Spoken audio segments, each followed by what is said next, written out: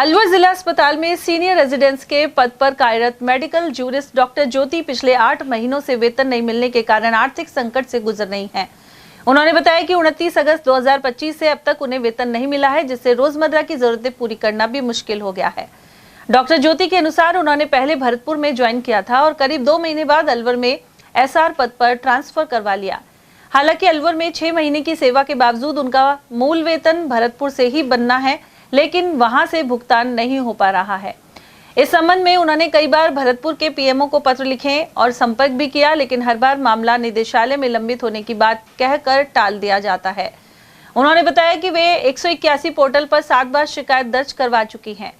Doctor ज्योति ने भरतपुर में वेतन जारी कराने के लिए सुविधा शुल्क मांगने के आरोप भी लगाए हैं।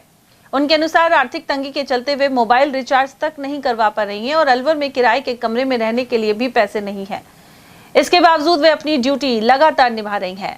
एक महिला डॉक्टर होने और मुख्यमंत्री के गृह जिले से जुड़ी होने के बावजूद उन्हें इस तरह की परेशानियों का सामना करना पड़ रहा है। सर, मैं यहाँ मेडिकल जूरिस्ट हूँ। अभी वर्तमान में Alwar medical college and test hospital में लगी हुई हूँ SR के पद पे। और मेरी सैलरी जो है, क्योंकि एज पर रूल तो जो SR होते हैं उनकी मूल पदस्थापन से बनती है, तो मेरी भी भरतपुर PMO से बननी है। और मुझे यहाँ काम करते हुए 6 महीने हो गए और मेरी ज्वाइनिंग थी वहाँ पर 29 अगस्त 2025 से। तो PMO साहब को मैंने बहुत निवेदन भी कर दिया, चिट्ठियां भी दे दी, 181 पोर्टल पर कंप्लेन भी मैं कम से कम 6 से 7 बार कर चुकी हूँ। मैंने उनसे निवेदन किया था कि मेरे IAS अधिकारियों से बात कराइए, तो कोई बात नहीं कराई है। मुख्यमंत्री साहब के गृह जिले भरतपुर में होते हुए भी एक महिला कर्मचारी को न तो सैलरी दी जा रही है। सर, मुझे 8 महीने हो गए, मेरी सैलरी अभी तक नहीं आई है। अभी कल भी मैंने 181 पे बात की है, वो भी कोई संतुष्टि पूर्वक जवाब नहीं देते। निदेशालय में मैं भी कई बार गई हूँ, निदेशालय भी जवाब नहीं दे पा रहा है। अपने PMO साहब कहते हैं कि कोई संतुष्टि पूर्वक जवाब नहीं देते, कहते हैं कि आपका मैटर निदेशालय में पेंडिंग है। क्योंकि मैंने पूरा काम किया और आज की तारीख में भी मैं शाम के 6 बजे तक काम कर रही हूँ। डेली यहाँ पे पोस्टमार्टम होते हैं, पोस्टमार्टम में मैं ऑन कॉल भी रहती हूँ, घर से भी आती हूँ, शाम को 6 बजे तक मैं काम करती हूँ यहाँ पे। रिचार्ज भी मैं खुद का अपना पर्सनल करा रही हूँ। यहाँ कोई आजकल ऑनलाइन व्यवस्था है, सारा ऑनलाइन कर दिया है, डाटा रिपोर्टिंग बनाने का।